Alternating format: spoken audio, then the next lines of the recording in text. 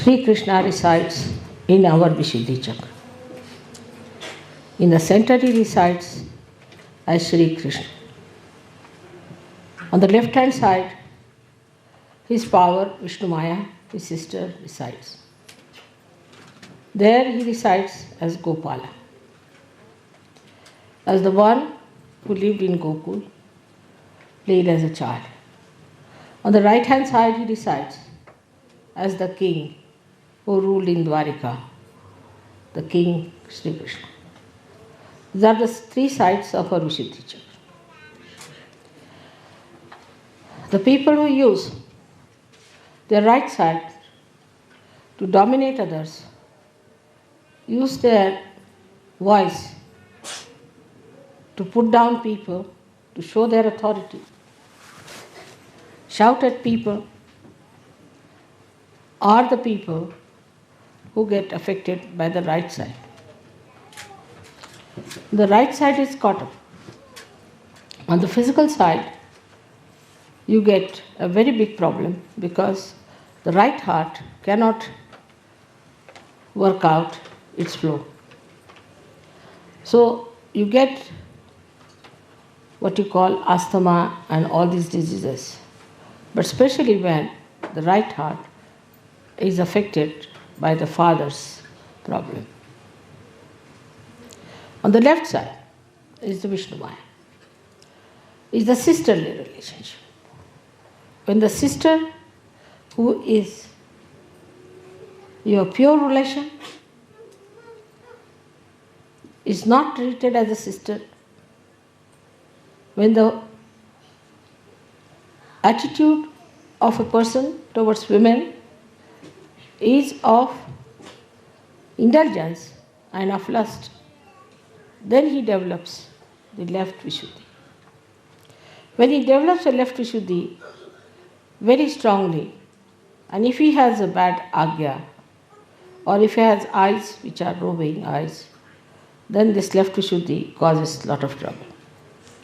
Left Vishuddhi can be also caused by, as you know, by feeling guilty about things or nothing at all. All these problems arise from Vishuddhi. But Vishuddhi Chakra has a speciality. When the human beings rest their head upward from Mother Earth towards the sky, ether is Shri Krishna's nature. When he raised his head towards the ether, towards the sky, then this Vishuddhi Chakra developed into a different dimension, and people started developing the ego and superego. Superego was already developed, but ego developed in such a way that it started suppressing the superego. That's how you have got conditionings on one side of the Vishuddhi and ego on the other side.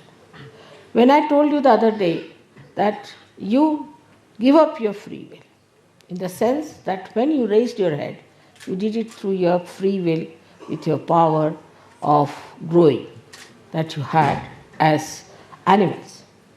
After that, now you have reached to the human level. And to rise above the human level now, you have to do is to seek your complete freedom. And for that, Vishuddhi Chakra is going to help you along. On this Vishuddhi Chakra, we have to really pay full attention. It is such a complicated chakra. It has all the vowels of a Devanagari script emitting out of the sound of the Shakti that is passing through it, of the Kundalini that is passing through it. So all the vowels are heard on these chakras. These vowels are, as you know, 16 in number. Without the vowel in the Devanagari, you cannot write anything. Vowels are the sustenance, are the power that supports every consonant. So it's very important that our vowels have to be fully nourished and respected. The movement of the neck, as you have seen, in all international life, if you see, everybody has practically the same. Even those who cannot hear, those who do not understand your language, you can nod like this, you can say no like this. Everyone understands this is yes or no. In some particular area, of course, they have little different type of nodding. But too much of nodding of head is not a very good sign. I have seen people in the West, if you tell them something to show that they have appreciated it, they'll go on for quite some time. That's not necessary. Just have to say, all right, or I've understood it. That's all. You have to use your voice instead of nodding like this all the time. It's very bad, very, very bad for the Vishuddhi chakra. Or some of them are the other way around. That whatever it is, they'll put up their head like this. And they won't talk properly. They will not say a word, they'll just keep quiet. You may go on pinching them, doing anything, they won't budge. This kind of personality is also very much detrimental to the growth of their evolution. Apart from that, their Vishuddhi becomes a very big problem. Because of Vishuddhi, there are so many problems. Like angina, you develop because of Vishuddhi. You develop spondylitis because of Vishuddhi. Sometimes people lose their voices completely. Sometimes they have all the time coughing. And there are so many physical problems out of Vishuddhi because, as I said, it's a very, very complicated center. It looks after your ear, nose, throat, all the 16 subplexuses are there, which are looked after by the center. But above all is the center of discrimination. The center of discrimination only comes when you are free people. Till you are biased, till you have your own concepts, you cannot be discreet. And that's the one point where one must understand that to achieve your complete freedom, you have to get your Vishuddhi chakra cleared out. First and foremost thing is that we must speak in a sweet manner. Speak to someone in a sweet manner, not artificially, but sweetly. Speak in a manner that another person likes it. Satyam vadet, priyam vadet. Speak the truth. Don't tell the lies. If you go on telling lies, after some time, even if you tell the truth, it will become a lie. But if you are telling the truth, that even if you tell a lie, it becomes the truth.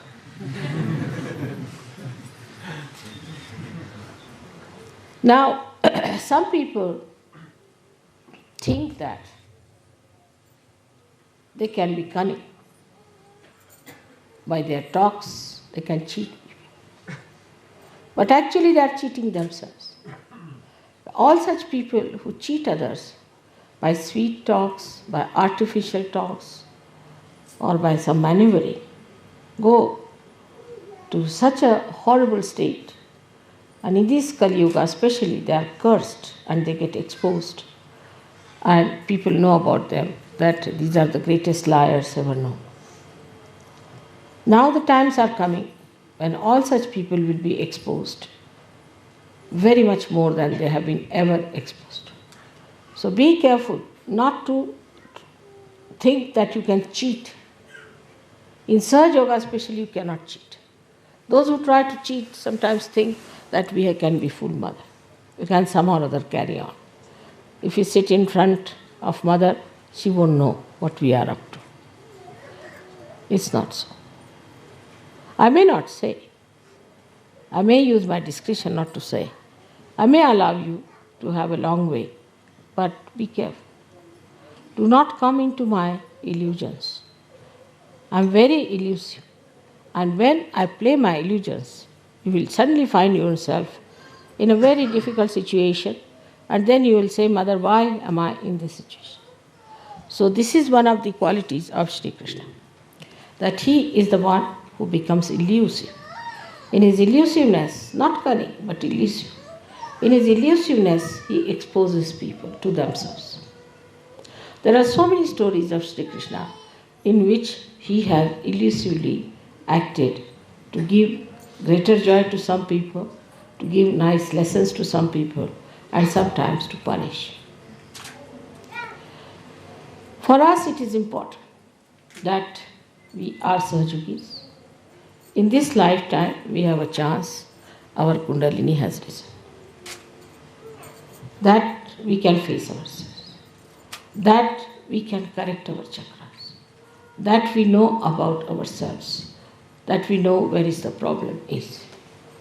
I have known of people who were caught up with left Vishuddhis and have become devilish by nature. Devilish.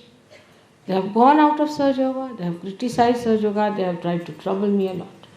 So don't think that if Vishuddhi is spoiled, there's nothing so special about it. It can be a very dangerous center. Of course, heart, Agya and Vishuddhi, these three centers, one has to guard against. Because three of them can allow you or can force you to become one with identification of evil as your own. You might just feel that it's nice to be evil. You might just feel that it is a great fun to be evil. And you might become evil. So at the Vishuddhi Chakra, one has to be extremely careful. Vishuddhi Chakra looks after so many things, especially your skin, your eyes. Skin is now, I have seen people who have bad Vishuddhi, can have all kinds of funny troubles with their skins. Of course, it has to do with your liver, but skin is the way it shines, the way it glows, depends on how you smile, how you look at the world. Many people have a habit of smiling for nothing at all, especially women I have seen, ladies I have seen, they just smile stupidly. That's not proper. One should not be stupid. Stupidity is against Sri Krishna's principle. Like you have seen the stupid people, how they are. Their tongue is always halfway out. If you have noticed a stupid man, his face is that his tongue is always out, mouth half open, and he looks like a dumbfounded fool. Now, in this, only the Vishuddhi plays the part. Another one is the one where you get the Vishuddhi's strains. So, such a person has very pursed lips, angry lips, and he doesn't talk. The another one might even get the expression of an idiot, but could be just making a face like that. Because if he's cunning, he may take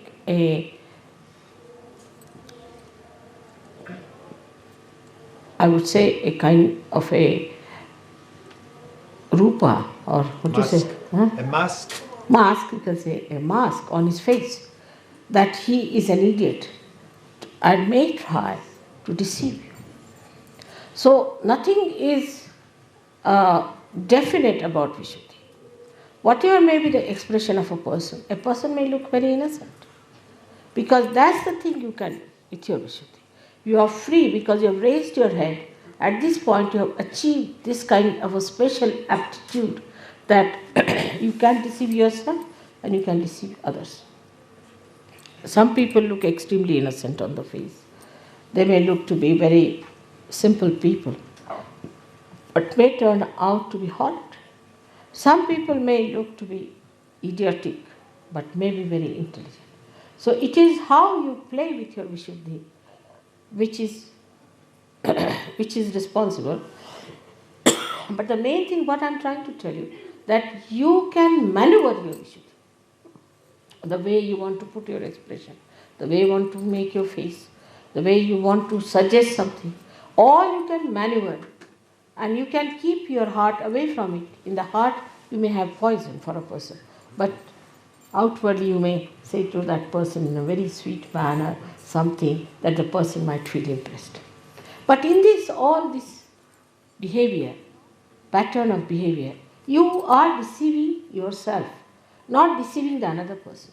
Because your self is spirit, which knows you very well.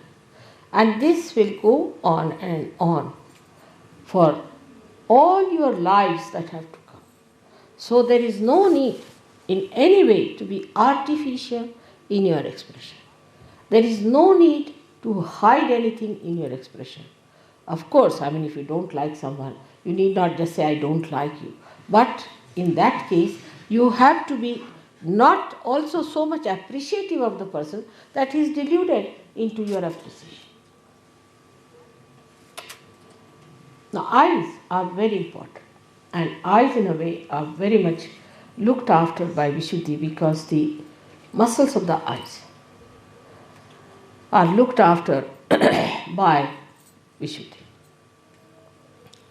Now, the kind of muscles we have which pull our eyes, which close our eyelids and all that, is very much suggestive. You must notice that there are some people who come to me, their eyes go on like this when they close their eyes. They cannot keep it shut. There are some people, when they open their eyes to me, they just keep the eyes open, they just cannot close it. Both are in trouble. The ones which are just keeping the eyes open all the time are the people having supraconscious moods. And those who are flickering their eyes are having the subconscious mood. Some people have also the habit of keeping the eyes in an angle all the time. They never see you straight, but in an angle they'll see. They think sometimes it's very fashionable. Sometimes ladies think it's a very good way of looking at people. And some of them have such eyes that they'll go on, looking and pouring their greedy eyes onto others or their lusty eyes onto others. This is the worst thing you can do to your eyes, because such people are easily can become blind. Such people might have trouble of the eyes, especially reddening of the eyes can come to such people very much, very quickly. So one has to be careful to keep the eyes very pure, the eyes of an Yogeshwara who was Shri Krishna. He was a witness. He was on this earth. He played with Radha. He married 5 women. They were the 5 elements. 16,000 women he married. They were his 16,000 powers. But he was Yogeshwara. He was Yogeshwara. He had no lust in his eyes, in his mind about them at all. He was beyond them. He was Yogeshwara. That was the testing point of his, that he had no lust in his eyes about these women that he had. Such an Yogeshwara is there. Of course, I don't expect you to be Shri Krishna. But you have your wife. Those who do not have wife must look forward to a wife. That we'll get wives and we'll have a wife, and think of a wife who will be your own, so that your eyes will not fall onto every woman who comes across with that kind of a thing. I've seen people, even the photographs or anything they see is surprising. There's nothing in a photograph. What is in a photograph? But even a photograph can attract their attention. I don't know what can attract their attention like this, but they are so vulnerable and they have no control over their eyes. No control. They become absolutely lost and they have no control. That shows that they have no powers in them and they are slaves of their responses. So the eyes are very, very important, as Christ has said, thou shalt not have adulterous eyes. There should be no adultery. Some people have a habit of showing anger with the eyes. See, they have to show anger with the eyes, they'll just go on looking like this and show the anger. I dare not do that to you, but still. And the angry eyes, you see, are another dangerous things to do with your eyes, because then they can become mesmeric. If you start putting your eyes onto something and concentrating on it, Your eyes might become mesmeric, means bhoots will start coming out of your eye. First of all, you will catch bhoots in your eyes, they will settle down there, and then they will be falling on other people as bhoots. It's a very, very dangerous thing to go on looking at something continuously with concentration. There's another kind of a stupid thing or a bhutish thing maybe that people ask you to meditate here. It's absolutely wrong. In Gita it is written, still it's wrong. Nobody should put attention here. If they have to put attention at the door. What's the use of looking at a window? You can't get out of it, can you? If you have to look at anything, be on the lookout for the door. And the door is here. The door of Sahasrara is to be opened out. So you should not try to concentrate on this part. Many people who have concentrated on this part have become mad. When they become mad, people say he is a yogi but has got unmani dasha, that he moves like a madcap. How can a yogi be a madcap? That means he is united with God. Is he mad? All such mad people are really mad. They have nothing to do with God, definitely. But there are people who believe in such things. Oh, he is in love with God, so he just jumps on the stage and goes into ecstasy, dances like a madcap. How can God be mad? First position is this, that the sanest personality is God. Has to be. From where do the sanity comes? So this is one thing one has to understand, that any such practices can lead you to lunacy and one should not do. Thirdly, the indiscretion that one has comes from people who are good-hearted, nice people, but they get carried away by the smiles of others or by the artificial goodness they show on their faces. I have known some people, they always have a face like this, as if they are all the time smiling. I can't do that way. All the time if you look at somebody like this, you see, it means as if you are mocking at a person. And there are people I've seen who just like this every time, get them like this. So, one should not be always in one pose. Sometimes these muscles can get very weak and start paining if you take one. There are some others who always try to show they are very miserable.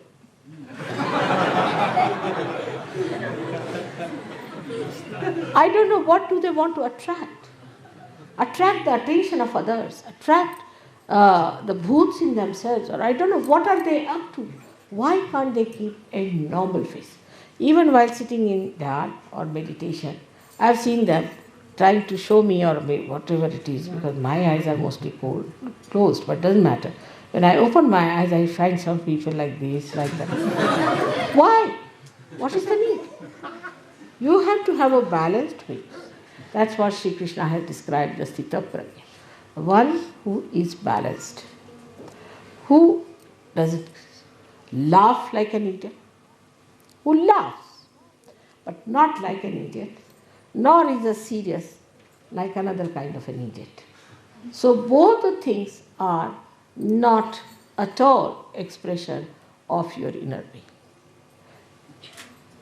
Such a person is, as I told you today, is not frivolous, but not serious either, but full of joy within himself.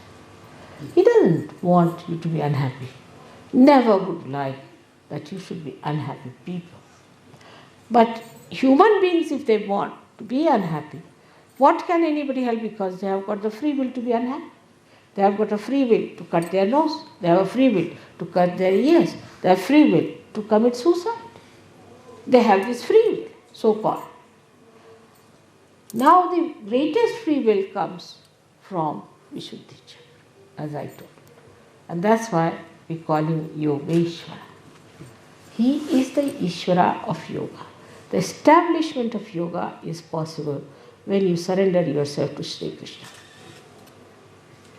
Completely surrender yourself to Shri Krishna. Your yoga will be established. Means what? Means all your balances will be established. you go into complete balance. And that balance is complete because Vishnu, who is the incarnation for sustaining the dharma, who is responsible for giving you the balance, becomes complete in the form of Shri Krishna. That's why he said that you leave all the dharmas. Sarva dharmanam parityajya mamekam sharanam vraja. That's why I surrender all of them to you. So all the dharmas, if you put it at the lotus feet of Shri Krishna, means if you follow his ideals, then all your dharmas are balanced. But after realization, you go beyond dharma. Whenever you go wrong in dharma, dharmachyuta as they call it, when you go wrong in dharma, that's the time you have to surrender yourself to Shri Krishna so that he establishes your dharma. There are so many dharmas. There is the pati dharma, husband's dharma, patni dharma, wife's dharma, father's dharma, mother's dharma, son's dharmas, then rashtra dharma means the nation's dharma. Then you have all kinds of dharmas also, we can say, where one has to bow to the higher things of life. But then he says, Sarva dharmanam parityaj. Forget all the dharmas. Mamekam sharanam vraja. Just surrender your dharmas, all of them, to me. That is at Vishuddhi. At Vishuddhi Chakra, you surrender all your other dharmas. It means that it all gets sublimated. It all gets complete. The wholesomeness is achieved because he is collective being. He is the Virat. Because he is the integrated form of all the dharmas. And he is the Virata in our brain. He represents our brain. And when this Virat in us is awakened fully, then all the dharmas become natural with us. We don't have to do any dharmas. We don't have to be conscious of any dharmas, but automatically we become dharma ourselves. For example, there are people now say Christ. We can take example of Christ. He was dharma personified. He would not steal money from anybody, will he? Will he run away with somebody's wife? Will he? Will he do anything wrong? No, he cannot. Why? Because he was dharma. So now you have become dharmatit, means you have entered into the kingdom of God, into the Virata's conditions.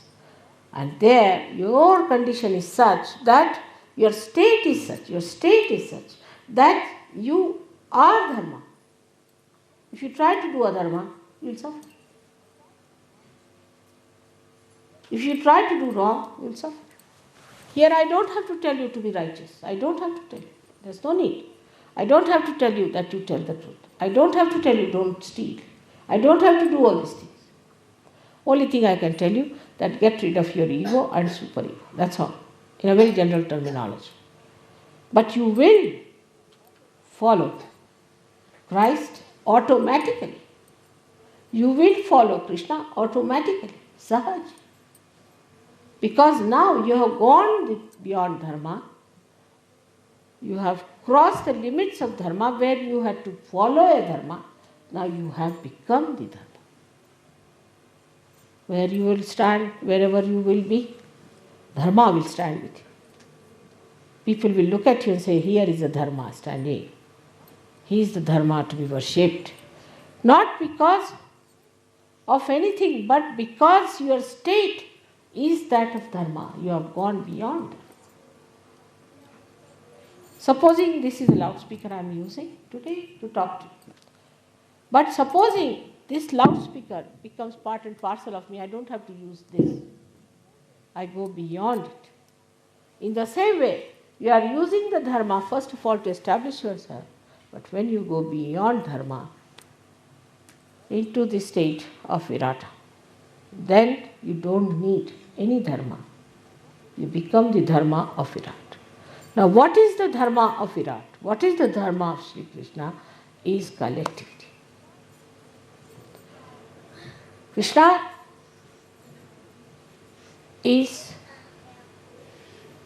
the brain, Shiva is the heart, and Brahmadeva is the liver. Now, what's the faculty of this brain is that the tree of life, of evolution, grows downward, as he says. And this tree is growing downwards, of awareness from the brain. But if you have to go to the roots, you have to ascend. And that ascent you have achieved, now you have gone to the roots of your brain, where all your roots are enlightened, all your nerves are enlightened, your brain is enlightened. You are an enlightened person. When you are in darkness, you may catch hold of a snake as rope, but when you are in light, you will drop it.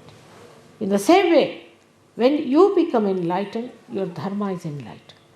You don't have to take to any guru or to any book or to anyone. You know yourself in your own life that this is wrong.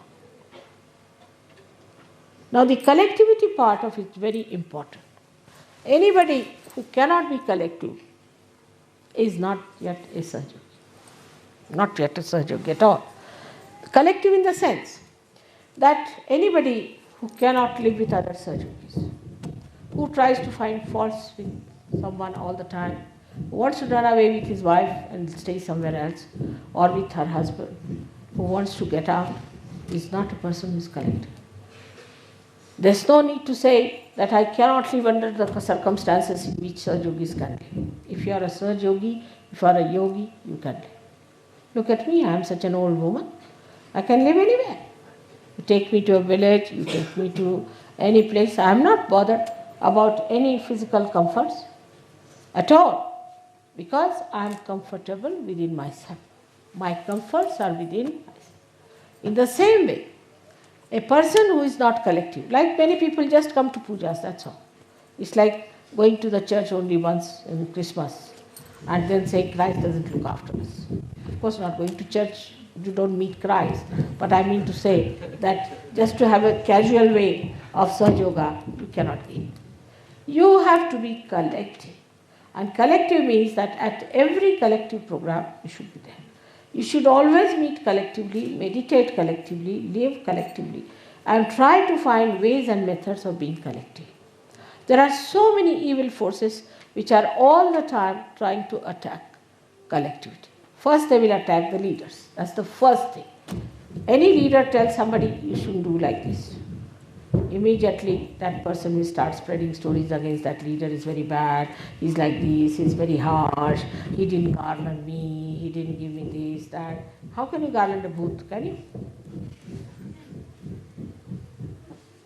Then if that doesn't work out, then they have their sly methods of going around and talking something here and there in the ears to create some sort of a politics.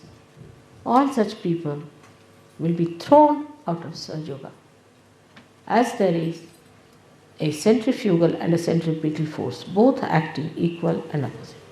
Anybody who goes against collectivity, who sticks to their boots, sticks to their negativity, will have to get out of Sahaja Yoga. And that is to be remembered, that to be collective is to be joyous, is to be progressive, to be going further.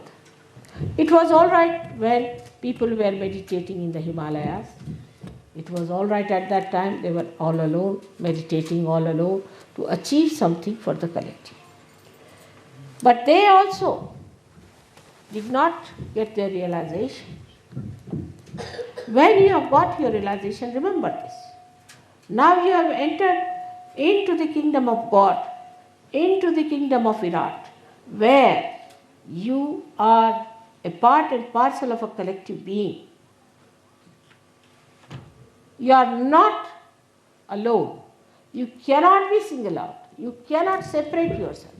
Now you are awakened in the body of Virata, and you cannot get out of it. If you try to get out of it, you cannot be nourished. Supposing I take out part of my body, will it be nourished by this body? It won't. In the same way, you have now become part and parcel of that collectivity. And that collectivity, that Virat, is going to look after you, going to nourish you, going to do everything that is necessary for your spiritual, physical, mental, emotional, even financial development. But if you cut it short, if you try to block the collectivity, if you try to make problems for collectivity, or even if you try just to get out of the collectivity, then that is not our interest, that is not our work. This is to be understood fully in every way possible.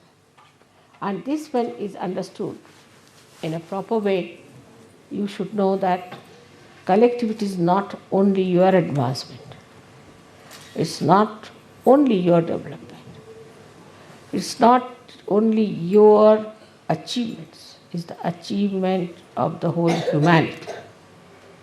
The purpose of your creation is fulfilled by that. Those people who live in the ashram are better off always than the people who live alone. Always. They will always have better results than the people who live alone. Maybe they live alone because they want to have a little private life or a privacy. But their privacy is not going to help them. That's not going to help them at all. The more you live together, the more you recite together, the more you enjoy together, there will be greater chances of your advancement. The more you will try to make yourself private, the more you will try to get out of it. Whatever explanation you may give, God understands you wherever. So all such things where you cut off yourself from the mainstream, you try to get out of the mainstream, then there is a big problem for you. Of course, for certain conveniences you may, for your certain understanding you may, but you should enjoy more the company of Sahajogis than your own private company in the dingy room of yours. That is one thing you can judge yourself. Do you enjoy the company of Sahajogis, or you enjoy the company of 3-4 of your family people together in a circus? Judgment is your own. Not difficult. Nothing is difficult in Sahaja. It is the simplest thing to be a Sahajogi, and even more simple to be collective. To be uncollective, you have to do something. Like I said that it is very easy not to drink. I mean drink some wines and things. Because if you don't want to drink, you are sitting at home, it's all right, don't have to do anything. But suppose you have to drink, then you have to go to a pub, or you have to go somebody, open the bottle, get a particular type of a glass, pour it down, this, that. In India, for example, where there is prohibition, you are sitting with a fright. But for a person who just drinks water, he doesn't have to do anything. So to do wrong, one has to do something. But to be good, you don't have to do much. It's absolutely labor-saving, energy-saving procedure. You see, to do bad, supposing, you see, I want to harm somebody, I'll have to go out of the way to find out ways, methods. If I have to tell lies, I have to think of 10 lies to cover that one lie. But if I tell the truth, finished. I've told the truth, finished. With few words, it's done. So to be collective is much more easier. Of course, not for crooked people, because crooked people, wherever they move, their angularities trouble others. You see, like poking thorns. But those who are flowers, they fit in anywhere. People like them. They like their fragrance. They look at them, they enjoy them. Beautiful things. Now see, today they are looking like lotuses. How is it? Without doing anything, they have become lotuses. How? How they have become like lotuses? Whether they are lotuses or they are daisies, God alone knows. But they have become lotuses, Sahaj. How? Because they are one with God.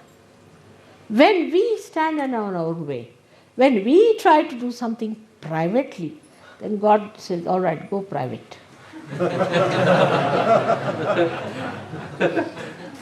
But when we are public, He looks after us. And then, in Sahaj Yoga, as you know, that collective growth is the only way we understand Sahaj Yoga. Somebody knows something, somebody knows something else, somebody knows something else. When we are collective, then we really understand every aspect of Sahaj Yoga. Supposing there is somebody a scientist, somebody is a musician, somebody is another thing. We cannot know everything. So you know something from this one, something from that one, something from that. So all the rivers as if flow into that collectivity and you enjoy the ocean of all these rivers. You don't have to go to all the rivers in India, like you go from Ganga, Yamuna, Saraswati, Kaveri, you thousands of miles. Go to the sea, all of them are there.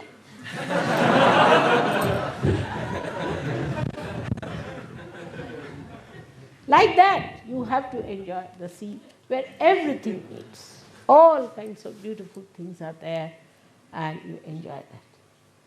I hope this puja, which is a very remarkable puja. Firstly, so many things are Sahaj. Firstly, they told me the telephone number of this place is 32 16 32. He is accompanied by 64 yoginis, Shri Krishna. So 32 on this side and 32 on that side of the sitting room. This place is called as Black Lake. Krishna is black. This place they got suddenly.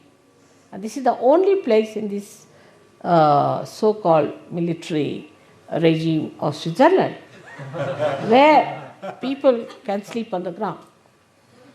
You are not supposed to sleep on the ground. If there is no cot, you hang in the air, but you cannot touch the ground. That kind of stupid military business is here. There to find such a sensible, practical, such a cheap place for you is God sent. We are here surrounded by beautiful things with the cows, so many cows at the time when it is Krishna's birthday. So many cows, so fond of cows. And the cows, when their bells move, in the morning I heard, in the evening, so beautiful. And when they were moving home in the evening, how the, as they call Goraj, is the dust of their feet was filling the sky. It's just Gokul here, I felt. Today also there's one thing more one has to say, that is the 16th Shri Krishna Puja. So in so many ways, this is a very great puja which you are attending, for which people have to take thousands and thousands of janmas, do so many punyas, which you have got so sahaj, because there must be something about you people also. May God bless you.